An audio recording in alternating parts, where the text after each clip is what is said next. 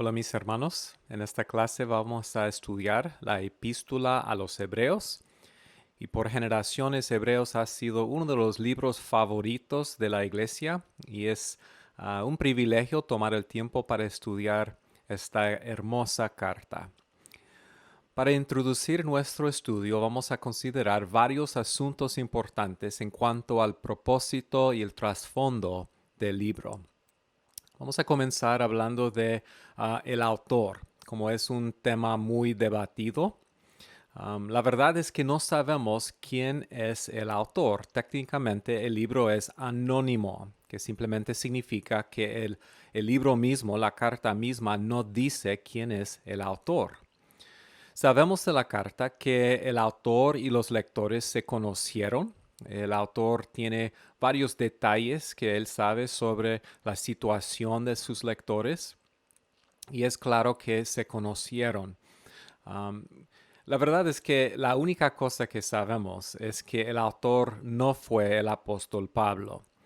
Aunque Pablo ha sido uno de los candidatos más populares en la historia de la iglesia, la verdad es que el libro, yo creo, indica claramente que el autor no fue Pablo. ¿Por qué? Bueno, primero porque Pablo siempre se identifica en sus cartas, pero el autor de Hebreos no se identifica. De hecho, en 2 de Tesalonicenses 3:17, Pablo termina esa carta así. Yo, Pablo, escribo este saludo con mi propia mano y esta es una señal distintiva en todas mis cartas. Así escribo yo. Pero no encontramos este saludo de Pablo en el libro de Hebreos. Además, el estilo, vocabulario y temas del libro de Hebreos son muy diferentes a los en los escritos de Pablo. Es claro cuando lo vemos especialmente en el griego, pero aún en el español, que es muy diferente a los escritos de Pablo. Es claro para mí que no fue escrito por él, aunque hay ciertos temas que vienen, se levantan en el libro que encontramos en Pablo, pero eso es porque hay una unidad en la fe cristiana. Pero para mí la evidencia más clara de que no es el apóstol Pablo es lo que el autor dice en capítulo 2. El autor dice que él, con sus receptores, con su audiencia, recibieron el mensaje de los apóstoles. Por ejemplo, en capítulo 2, versículo 3, el autor dice, esta salvación fue anunciada primeramente por el Señor. Entonces Jesucristo predicó el mensaje del Evangelio y los que la oyeron, ¿ok? Entonces los apóstoles, los que oyeron el mensaje de Jesucristo, los que la oyeron nos la confirmaron. Entonces el autor se identifica con los que recibieron el Evangelio de los apóstoles. Se identifica con la segunda generación de creyentes que no recibieron el mensaje del Evangelio directamente de Jesucristo mismo. Bueno, si comparamos eso con lo que Pablo dice en sus cartas, podemos ver una gran diferencia. Pablo nunca se identificó con la segunda generación. Pablo negó que él recibió el mensaje de cualquier de los apóstoles. Afirma que él recibió el mensaje como los otros apóstoles directamente de Jesucristo. Por ejemplo, Gálatas capítulo 1 dice, quiero que sepan, hermanos, que el evangelio que yo predico no es de invención humana. No lo recibí ni lo aprendí de ningún ser humano, sino que me llegó por revelación de Jesucristo. Entonces podemos ver la diferencia entre Gálatas 1 y lo que el autor de Hebreos dice. El autor de Hebreos dice, nosotros, yo y ustedes, los que leen esta carta, recibimos el mensaje de los apóstoles, de los que oyeron el mensaje de Jesucristo. Pero en Gálatas Pablo dice, que él recibió su mensaje directamente de Jesucristo. Sin embargo, versículo 15 de Gálatas 1, sin embargo, Dios me había apartado desde el vientre de mi madre y me llamó por su gracia. Cuando él tuvo a bien revelarme a su Hijo para que yo la predicara entre los gentiles, no consulté con nadie, tampoco subí a Jerusalén para ver los que eran apóstoles antes que yo. Otra vez, Pablo niega que él recibió su mensaje aún de los apóstoles. Entonces, a lo largo de la historia de la iglesia se han sugerido varios candidatos como Lucas, Apolos, Bernabé, Aquila, etc. Pero el punto, hermanos, es que no sabemos quién es el autor. Es alguien que conoció a los lectores, los lectores conocieron a él, y es una persona que era para ellos una autoridad, alguien de autoridad. Y podemos dejarlo allí. Segundo, la ocasión de Hebreos. ¿Qué fue la situación y la condición de los lectores originales del libro? Bueno, el libro mismo nos da varias indicaciones. Primero, sabemos que están enfrentando la persecución y el sufrimiento. Vemos esto a través del libro. Por ejemplo, en capítulo 10, versículos 32 al 34, el autor dice: pero recuerden los días pasados, cuando después de haber sido iluminados, ustedes soportaron una gran lucha de padecimientos. Por una parte, siendo hechos un espectáculo público en oprobios y aflicciones, y por otra, siendo compañeros de los que eran tratados así, porque tuvieron compasión de los prisioneros y aceptaron con gozo el despojo de sus bienes, sabiendo que tienen para ustedes mismos una mejor y más duradera posesión. Entonces el autor describe como con mucho detalle cómo varias cosas han pasado en el pasado en la vida de los lectores de Hebreos, y parece que esta persecución ha comenzado de nuevo. Están sufriendo persecución. También por esa persecución hay otro peligro, es el peligro de deslizarse de la verdad y de descuidar su salvación y de apartarse de Jesús, de abandonar la fe cristiana. Y tenemos a través del libro varias advertencias sobre esto. Capítulo 2, versículo 1 y 3 dice: por tanto es necesario que con más diligencia atendamos a las cosas que hemos oído, no sea que nos deslicemos. ¿Cómo escaparemos nosotros si descuidamos una salvación tan grande? Otra vez, el peligro de descuidar su salvación y apartarse de su fe. Capítulo 3, versículo 12. Mirad, hermanos, que no haya en ninguno de vosotros corazón malo de incredulidad para apartarse del Dios vivo. El peligro de desobedecer y de dejar de creer es real para ellos. Debido a su aflicción, están siendo tentados a apartarse de su fe cristiana. Y también menciona el autor el peligro de dejar de congregarse. Por el momento, los creyentes que están reuniéndose en la iglesia, pero varios están dejando de congregarse, otra vez apartándose de la fe cristiana. Y considerémonos unos a otros para estimularnos al amor y a las buenas obras, no dejando de congregarnos, como algunos tienen por costumbre. Es una práctica que ha comenzado, otra vez, debido al sufrimiento y la persecución, sino exhortándonos, y tanto más cuando veis que aquel día se acerca. Entonces, estos son los peligros que los lectores de Hebreos están enfrentando. Entonces, ¿qué es el propósito del autor? ¿Qué es lo que el autor quiere lograr? Bueno, primero, es importante observar que el libro de Hebreos es una exhortación, es un sermón. Capítulo 13, versículo 22 dice: les ruego, hermanos, que soporten la palabra de exhortación, pues les he escrito brevemente.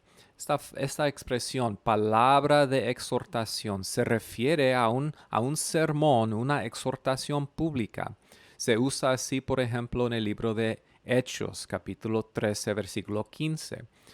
Y cuando leemos el libro podemos ver eso. Es una gran exhortación. Se puede leer como un sermón escrito. Y el autor quiere llamarlos a perseverar en su fe y su confianza en Jesús y a no retroceder al judaísmo. Eso es un peligro para estos cristianos judíos. Capítulo 3, versículo 6 dice, Cristo es fiel como hijo sobre su casa, la cual casa somos nosotros, si retenemos firme hasta el fin la confianza y el gloriarnos en la esperanza. Hay que mantenernos firmes hasta el fin. Capítulo 10, versículos 22 y 23. Acerquémonos con corazón sincero, en plena certidumbre de fe, purificados los corazones de mala conciencia y lavados los cuerpos con agua pura. Mantengamos firme, sin fluctuar, la profesión de nuestra esperanza, porque fiel es el que prometió. Otra vez llamándoles a mantenerse firmes en su confianza y en su fe. Y para cumplir esto, el autor demuestra, a lo largo del libro, demuestra la superioridad de Jesús a toda revelación anterior de Dios. Capítulo 4, versículo 14 dice, Por tanto, teniendo un gran sumo sacerdote que traspasó los cielos, Jesús, el Hijo de Dios, retengamos nuestra profesión. Los llama a poner sus ojos en Jesucristo y mantener sus ojos en Jesucristo. También capítulo 12, versículos 1 y 2. Por tanto, nosotros también, teniendo en derredor nuestro tan grande nube de testigos, despojémonos de todo peso y del pecado que nos asedia y corramos con paciencia la carrera que tenemos por delante, puesto los ojos en Jesús, el autor y consumador de la fe, el cual por el gozo puesto delante de él sufrió la cruz, menospreciando el oprobio, y se sentó a la diestra del trono de Dios. Hay que mantener nuestros ojos en Jesucristo. Además, el autor los advierte del peligro de dejar a Jesús y de descuidar su salvación. Entonces vemos esta énfasis dual. Hay que mantener sus ojos en Cristo y hay que evitar el peligro de dejar atrás la fe cristiana. Entonces, ¿cómo podemos describir el mensaje del libro de Hebreos? ¿Qué es el mensaje que el autor quiere comunicar para que se mantengan fieles a Cristo y para que no retrocedan al judaísmo? Podemos describir el mensaje básico de Hebreos así. Jesús es superior o Jesús es mejor. Okay. Jesús es superior a cualquier revelación de Dios anterior, incluyendo la revelación del antiguo pacto con Moisés. Y esto es el mensaje que el autor con mucha fuerza y poder comunica. Con esa introducción podemos comenzar con nuestra exposición de Hebreos y podemos resumir todo que el autor dice con 7 puntos. Okay, primero, Jesús es la revelación mejor y final de Dios. Vemos esto en los primeros versículos de la carta. Capítulo 1, versículos 1 al 4 dicen, Dios, habiendo hablado muchas veces y de muchas maneras en otro tiempo a los padres por los profetas, hablando de la revelación del Antiguo Testamento.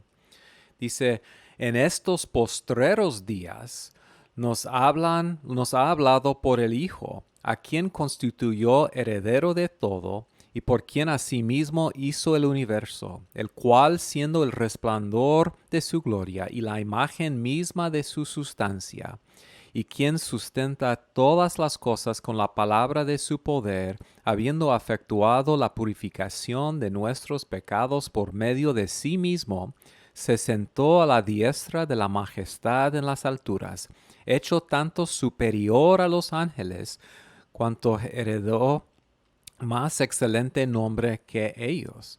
Entonces, toda la revelación anterior señala a Cristo. Él es el clímax de la revelación bíblica y la revelación de Dios más importante y más clara. Entonces, con estos versículos, Pablo pone a Jesucristo encima de o arriba de toda la otra revelación bíblica. Número 2.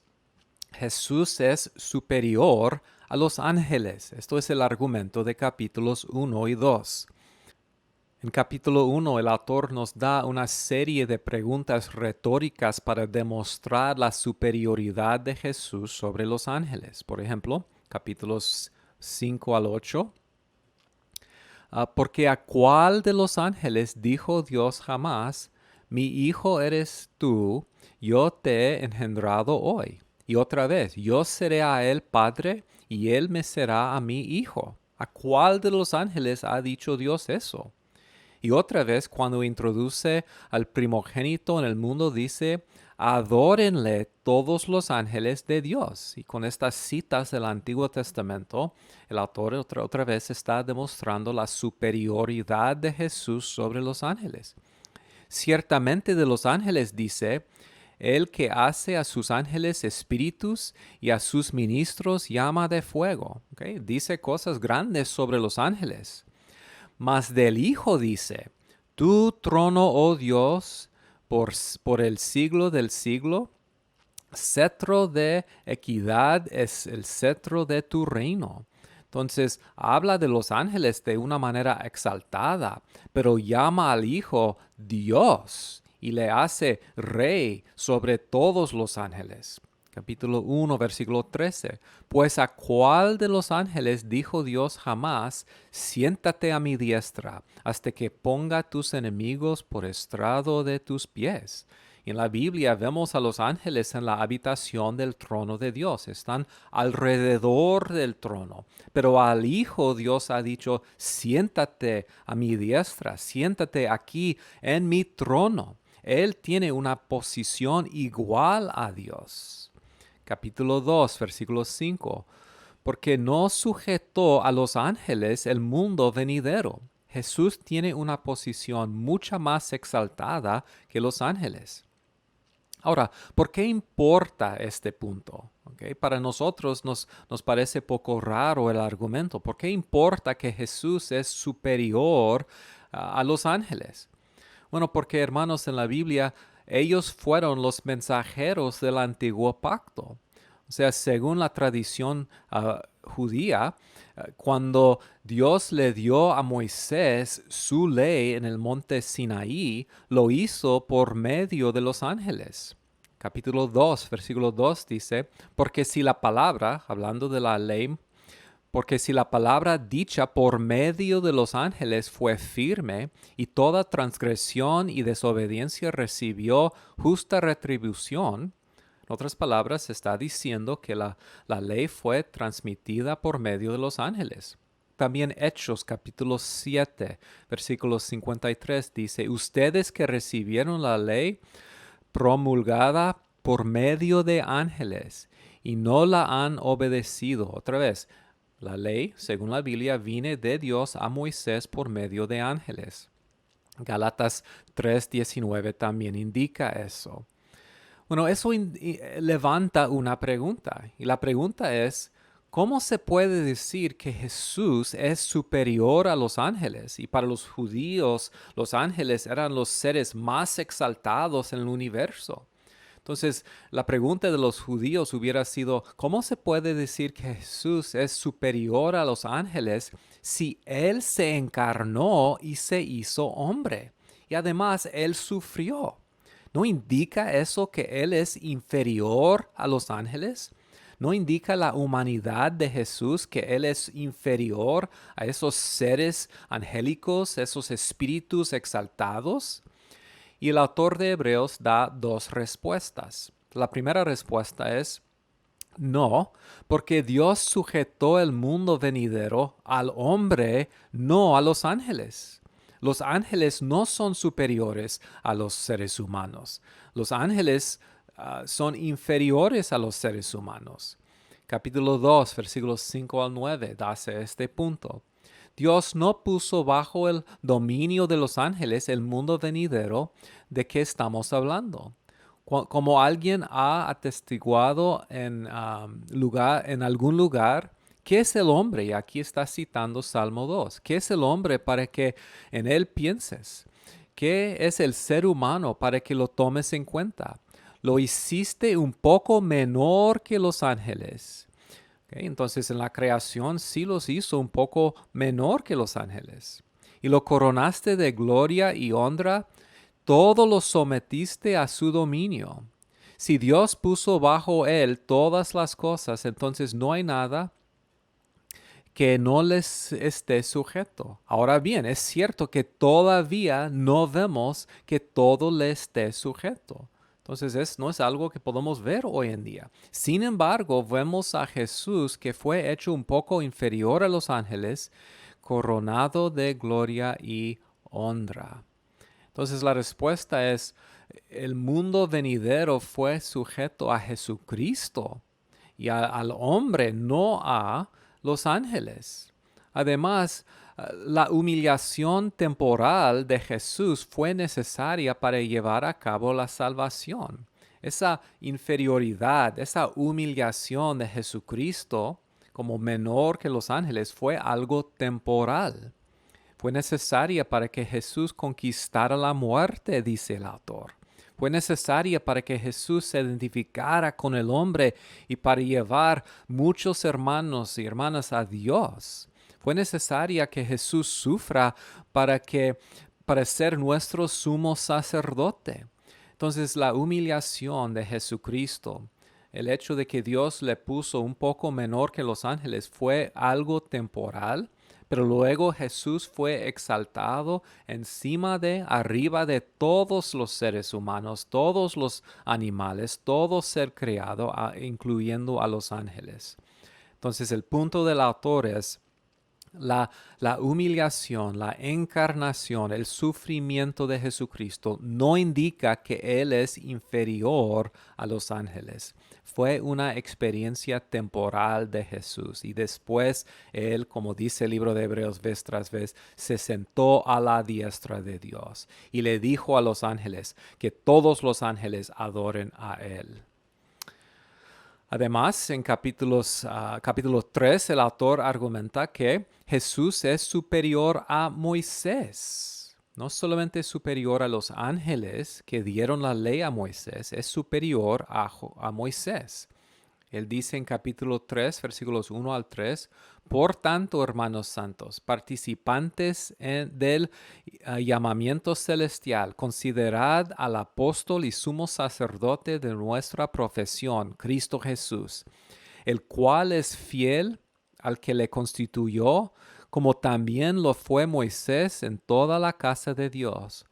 Porque de tanto mayor gloria que Moisés es estimado digno cuanto tiene mayor honra que la casa el que la hizo. Entonces el argumento es muy sencillo. Moisés, el hombre más grande en la historia de Israel, fue fiel como mediador del pacto de Dios. Fue fiel como un siervo en la casa de Dios. Eso es bueno. Pero Jesús también fue fiel, no como siervo en la casa de Dios, sino como hijo. Entonces Jesús es digno de mayor honor que Moisés. ¿Por qué? Porque el hijo, el primogénito del amo de la casa, es superior al siervo de la casa. Jesús entonces es superior a Moisés. Además, el autor de Hebreos dice que Jesús es superior a los sacerdotes levíticos, es superior a los ángeles, es superior a Moisés que les dio la ley y es superior a los sacerdotes de esa ley. Capítulo 4, versículos 14 y 15 dicen, por lo tanto, ya que en Jesús, el Hijo de Dios, tenemos un gran sumo sacerdote que ha atravesado los cielos, aferrémonos a la fe que profesamos, porque no tenemos un sumo sacerdote incapaz de compadecerse de nuestras debilidades, sino uno que ha sido tentado en todo de la misma manera que nosotros, aunque sin pecado. Entonces los sacerdotes humanos trabajaron solo aquí en la tierra. Jesús como sacerdote atravesó los cielos. Los sacerdotes levíticos mismos eran pecadores. Como dice en un punto, tenían que hacer sacrificios por sus propios pecados. Jesús no. Él sirvió sin pecado. Capítulo 7, versículos 15 al 19. Y esto es aún más manifiesto. Si a semejanza de Melquisedec se levanta un sacerdote distinto, no constituido conforme a la ley del mandamiento acerca de la descendencia, sino según el poder de una vida indestructible, pues se da testimonio de él. Tú eres sacerdote para siempre, según el orden de Melquisedec. Es una cita de Salmo 110:1. Entonces los sacerdotes levíticos fueron establecidos según su descendencia, el linaje de Leví. Pero Jesús se estableció como sacerdote según la declaración de Dios mismo. Sigue versículo 18. Queda pues abrogado el mandamiento anterior a causa de su debilidad e ineficacia, pues nada perfeccionó la ley. Entonces, la ley que estableció el sacerdocio levítico fue temporal, fue imperfecto. No es la declaración eterna de Dios. Y sigue, y de la introducción de una mejor esperanza, por la cual nos acercamos a Dios. También capítulo 7, versículos 23 al 25. Y los otros sacerdotes llegaron a ser muchos, debido a que por la muerte no podían continuar. Entonces los sacerdotes levíticos murieron y dejaron de servir, cada uno. Mas versículo 24, Jesús es diferente, mas por cuanto permanece para siempre, tiene un sacerdocio inmutable, por lo cual puede también salvar perpetuamente a los que por él se acercan a Dios, viviendo siempre para interceder por ellos. Su intercesión, su servicio como sacerdote sigue para siempre. Siempre tenemos acceso a Dios por medio de él. Entonces, podemos identificar varios elementos básicos de su argumento. Jesús dice, el autor de Hebreos dice que Jesús, como Aarón, fue escogido por Dios como mediador entre Dios y su pueblo. Y él fue establecido como sumo sacerdote. Como ser humano, Jesús puede compadecerse de nuestras debilidades y lo puede hacer de una manera que los sacerdotes levíticos no podían hacer, porque él lo hizo sin pecado. Y como sacerdote según el orden de Melquisedec, Jesús es mucho superior a Aarón y su sacerdocio. ¿Okay? ¿Por qué? Bueno, varias respuestas nos da el autor. Dice que Melquisedec fue más exaltado que Abraham y entonces más exaltado que Leví. Dice que el sacerdocio de Melquisedec fue establecido porque el de Leví era insuficiente. Dice que Jesús sirve con una vida indestructible. Y dice que Jesús no tiene que hacer sacrificio por sus propios pecados. Entonces introduce el autor muchos argumentos, argumentos que vienen del Antiguo Testamento para demostrar la superioridad de Jesús al sacerdocio levítico. Y luego el autor de Hebreos sigue diciendo que Jesús es mediador de un mejor pacto. Aquí está comparando el antiguo pacto hecho por Moisés y el nuevo pacto hecho por Jesús. Ya hemos visto que el autor de Hebreos comunica que Jesús es superior a cualquier revelación anterior. Bueno, para los judíos, la revelación anterior más importante era la revelación de la ley y del pacto. Bueno, el autor de Hebreos dice que Jesús introduce y es mediador de un mejor pacto. Capítulo 7, versículo 22 dice, por tanto Jesús es hecho fiador de un mejor pacto. Capítulo 8, versículos 6 y 7. Pero ahora, tanto mejor ministerio es el suyo, cuanto es mediador de un mejor pacto, establecido sobre mejores promesas. Porque si aquel primero hubiera sido sin defecto, ciertamente no se hubiera procurado lugar para el segundo. Y su argumento es, Jesús ha introducido un pacto superior. El pacto anterior fue inferior. Fue inferior porque tenía sacerdotes inferiores, tenía sacrificios inferiores. Era un pacto inferior, pero Jesús introduce un pacto superior. Y en capítulo 8 hace una comparación entre lo que dice Jeremías en Jeremías 31 sobre el antiguo pacto y lo que se dice acerca del nuevo pacto. Y él indica que aún el antiguo pacto esperaba un nuevo pacto. Capítulo 8, versículos 8 al 13 dice, porque reprendiéndolos dice, he aquí vienen días, dice el Señor, en que estableceré con la casa de Israel y la casa de Judá un nuevo pacto, no como el pacto que hice con sus padres el día que los tomé de la mano para sacarlos de la tierra de Egipto, porque ellos no permanecieron en mi pacto, y yo me desentendí de ellos, dice el Señor. Por lo cual este es el pacto que haré con la casa de Israel después de aquellos días, dice el Señor. Pondré mis leyes en la mente de ellos, y sobre su corazón las escribiré. Y seré a ellos por Dios, y ellos serán mi pueblo. Ninguno enseñará a su prójimo, y ninguno a su hermano, diciendo, conoce al Señor. Porque todos me conocerán desde el menor hasta el mayor de ellos, porque seré propicio a sus injusticias, y nunca más me acordaré de sus pecados y de sus iniquidades.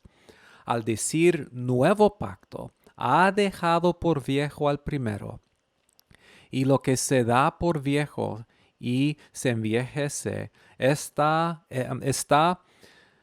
próximo a desaparecer. Entonces, varios puntos importantes aquí.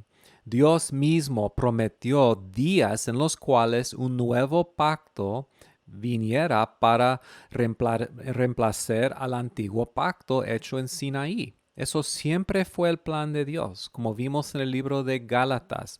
La ley y ese pacto fue un tutor para llevarnos a Cristo. Desde el principio, el plan de Dios es que fuera temporal. También el pacto es fundamentalmente diferente al antiguo pacto. El nuevo pacto da el conocimiento pleno de Dios. El nuevo pacto pone la palabra de Dios en el corazón del pueblo de Dios. La internaliza, quita completamente los pecados del pecador y resulta en una transformación completa del pueblo de Dios y los hace capaces de obedecer a Dios. Esas son cosas que la ley jamás podía hacer, pero que se van a cumplir en el nuevo pacto hecho por Jesucristo. El autor de Hebreos sigue. Dice que Jesús es ministro de un mejor tabernáculo. ¿Okay? Tiene un tabernáculo superior. Capítulo 8, versículos 1 al 5 dicen, ahora bien, el punto principal de lo que venimos diciendo es que tenemos tal sumo sacerdote, el cual se sentó a la diestra del trono de la majestad en los cielos, ministro del santuario y de aquel verdadero tabernáculo que levantó el Señor y no el hombre. Entonces Jesús es sacerdote en un mejor tabernáculo, un tabernáculo celestial. Así que si estuviese sobre la tierra, ni siquiera sería sacerdote, habiendo aún sacerdotes que presentan las ofrendas según la ley, los cuales sirven a lo que es figura y sombra de las cosas celestiales. Entonces el punto es que el tabernáculo aquí en la tierra simplemente fue una sombra, una figura del tabernáculo verdadero, la habitación verdadera del trono de Dios. Entonces, cuando Dios le dijo a Moisés que edificara un tabernáculo, fue algo temporal. Jesús es ministro en un mejor tabernáculo. Capítulo 9, versículos 11 y 9 también. Cristo, por el contrario, al presentarse como sumo sacerdote de los bienes definitivos en el tabernáculo más excelente y perfecto, no hecho por manos humanos, es decir, que no es de esta creación, entró una sola vez para siempre en el lugar santísimo. No lo hizo con sangre de machos cabríos y becerros, sino con su propia sangre, logrando así un rescate eterno. Entonces, varios elementos importantes en su argumento.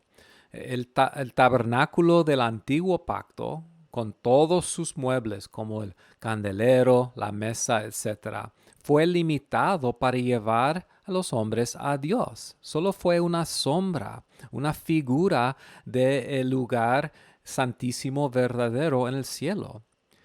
Con el santuario, el Espíritu Santo entonces estaba indicando que se esperaba un tiempo futuro de acceso completo y perfecto a Dios.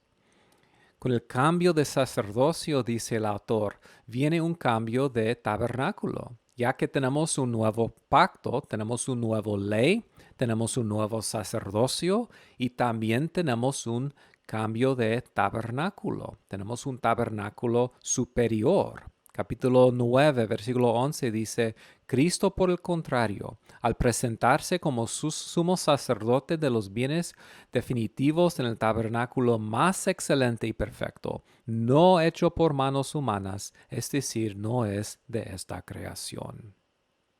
Y finalmente el autor de Hebreos dice que Jesús ofrece un mejor sacrificio. Capítulo 9, versículos 13 y 14 dicen, porque si la sangre de los toros y de los machos cabríos y las cenizas de la becerra rociadas a los inmundos santifican para la purificación de la carne, cuánto más la sangre de Cristo, el cual mediante el Espíritu eterno se ofrece a sí mismo sin mancha a Dios, limpiará vuestras conciencias de obras muertas para que sirváis al Dios vivo. Capítulo 10, versículos 4 al 7. Porque la sangre de los toros y de los machos cabríos no puede quitar los pecados.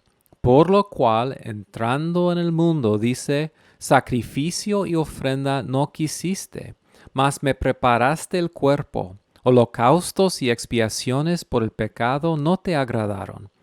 Entonces dije, he aquí que vengo, oh Dios, para hacer tu voluntad, como en el rollo del libro está escrito de mí.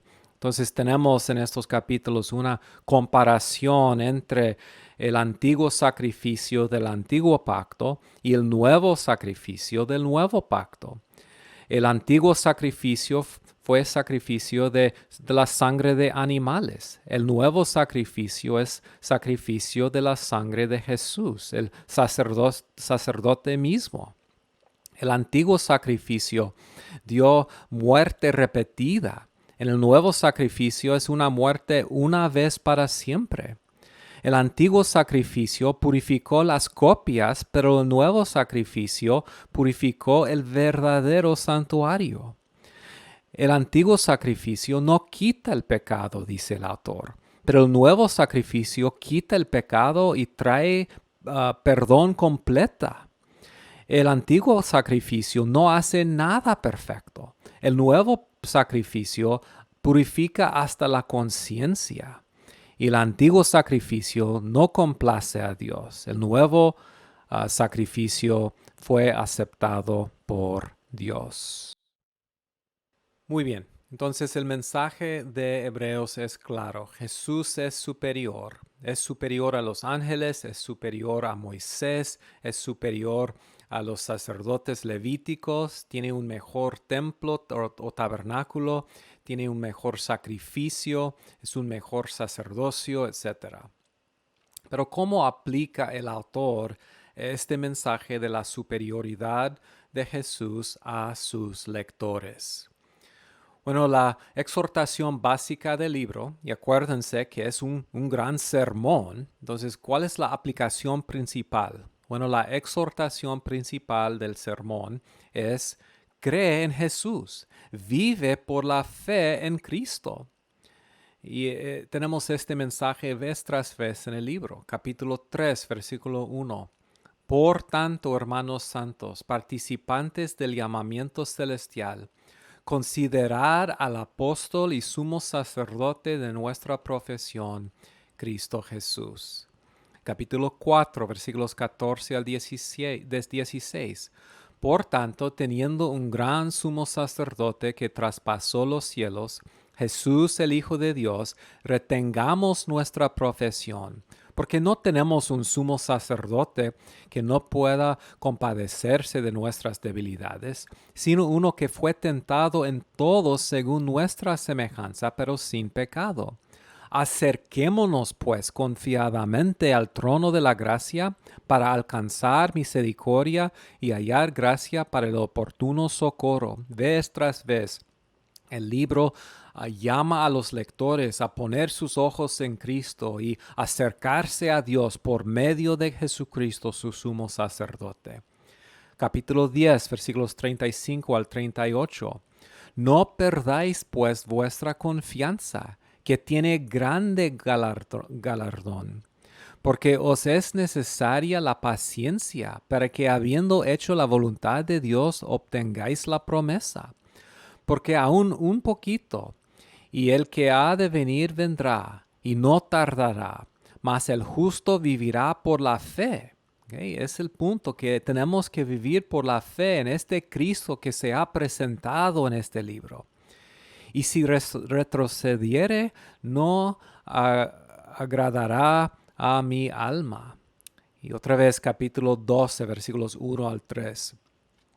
Por tanto, nosotros también, teniendo en derredor nuestro tan grande nube de testigos, despojémonos de todo peso y del pecado que nos asedia, y corramos con paciencia la carrera que tenemos por delante, puesto los ojos en Jesús, el autor y consumador de la fe. Y el libro se puede resumir así: puesto los ojos en Jesús, el autor y consumador de la fe, el cual por el gozo puesto delante de él sufrió la cruz, menospreciando el oprobio, y se sentó a la diestra del trono de Dios. Así pues, consideren a aquel. Otra vez, hay que considerar a Jesús, hay que poner los ojos en Jesús, que perseveró frente a tanta oposición por parte de los pecadores, para que no se cansen ni pierdan el ánimo. Entonces el autor quiere que sus lectores no pierdan su ánimo, para que no se cansen, que no dejen de seguir a Cristo, que no dejen la fe cristiana. Entonces, esta es muy importante, pero se levanta una pregunta: ¿qué es la fe verdadera? ¿Qué es la naturaleza de la fe verdadera? Si los lectores de Hebreos no van a dejar su fe, ¿cómo se caracteriza la fe verdadera? Y el punto primero del autor es que la fe verdadera es una fe que permanece hasta el fin. Ha llamado a los lectores a no dejar de creer, porque la fe verdadera persevera. Capítulo 4, versículo 14. Por tanto, teniendo un gran sumo sacerdote que traspasó los cielos, Jesús el Hijo de Dios, retengamos nuestra profesión. Capítulo 6, versículos 12 y 15. No sean perezosos, más bien imiten a quienes por su fe y paciencia heredan las promesas. Y así después de esperar con paciencia, Abraham recibió lo que se le había prometido. Es una fe que persevera con paciencia. Capítulo 10, versículo 23. Mantengamos firme, sin fluctuar, la profesión de nuestra esperanza, porque fiel es el que prometió.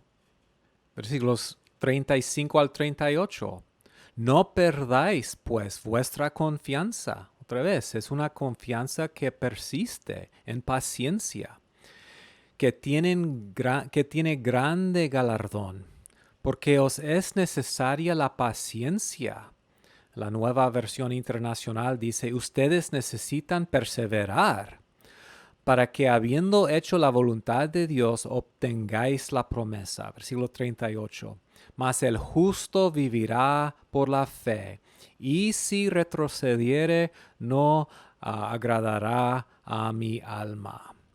Entonces, hermanos, es importante entender que el libro de Hebreos, como todas las cartas del Nuevo Testamento, se dirige a una audiencia mixta. O sea, en cada iglesia, en cada congregación, existen tanto creyentes como no creyentes. Nosotros no sabemos la diferencia. Existe una fe verdadera y una fe falsa. Y el autor está diciendo, mira, si ustedes dejan su fe no es una fe verdadera. La fe falsa es una fe que no lleva fruto, que vuelva atrás, que se aparta de Dios. Entonces está llamando a las personas que asisten a esas iglesias a examinarse para ver si ellos tienen una fe verdadera.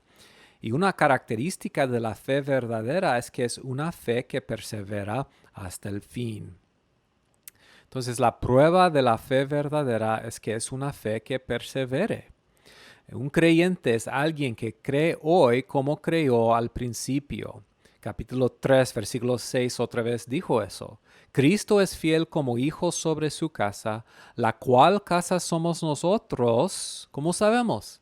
Si retenemos firme hasta el fin la confianza y el gloriarnos en la esperanza. Versículo 14. Porque somos hechos participantes en Cristo. ¿Cómo sabemos? ¿Cómo lo sabemos?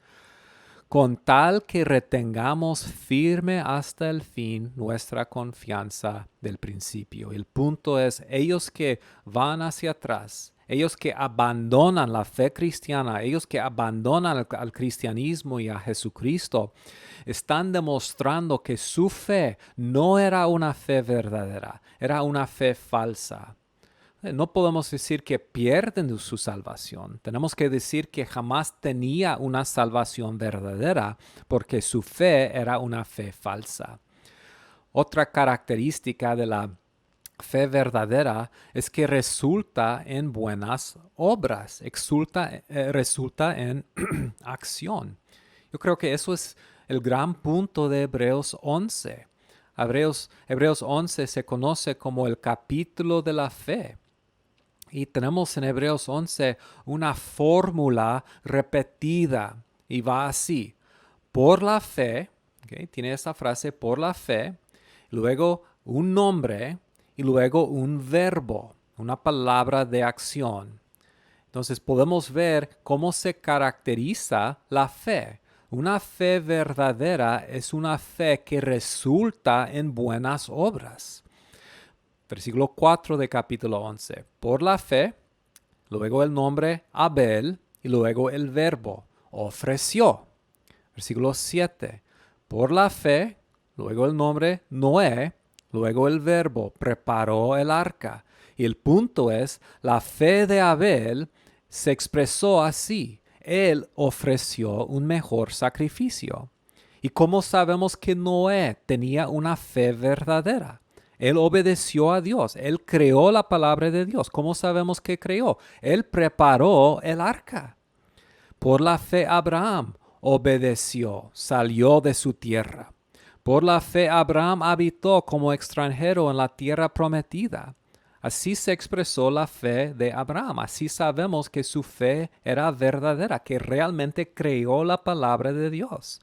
Por la fe Sara, siendo estéril, recibió fuerza para concebir. Por la fe Abraham ofreció a Isaac. Otra vez, ¿cómo sabemos que Abraham creó? Realmente creó. Él hizo algo radical. Obedeció a Dios y ofreció a su hijo. Por la fe, Isaac bendijo a Jacob. Por la fe, Jacob, al morir, bendijo a cada uno de los hijos de José. Por la fe, Moisés rehusó llamarse hijo de la hija de Faraón. Por la fe, Moisés escogió antes ser maltratado con el pueblo de Dios que gozar en los deleites temporales del pecado. Y por la fe, Moisés dejó a Egipto. Son expresiones tangibles, acciones que demuestran la veracidad de su fe.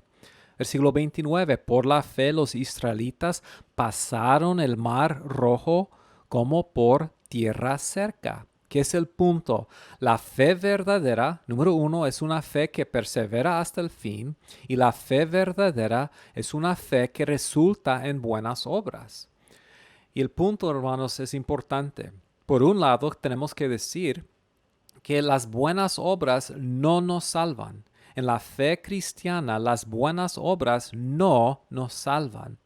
Pero en la fe cristiana, las buenas obras son resultados naturales de una fe verdadera. La fe causa las buenas obras. ¿Okay? Las buenas obras fluyen de una vida que cree y que es transformada por la gracia de Dios. Las buenas obras no causan la salvación, no traen la salvación, no me salva. Son el resultado, el fruto, el producto natural de una fe verdadera. Y finalmente, la fe verdadera es una fe que cree a pesar de no poder ver. El autor enfatiza eso. La inhabilidad de ver es algo que ha caracterizado a los grandes hombres de fe en el pasado. Capítulo 11, versículo 1. Pues la fe es la certeza, que significa confianza absoluta de qué? De lo que se espera, la convicción de lo que no se ve. Los que creen pueden creer, toman la palabra de Dios, reciben la palabra de Dios y realmente creen a pesar de no poder ver. Versículo 13 dice, conforme a la fe, murieron todos estos sin haber recibido lo prometido.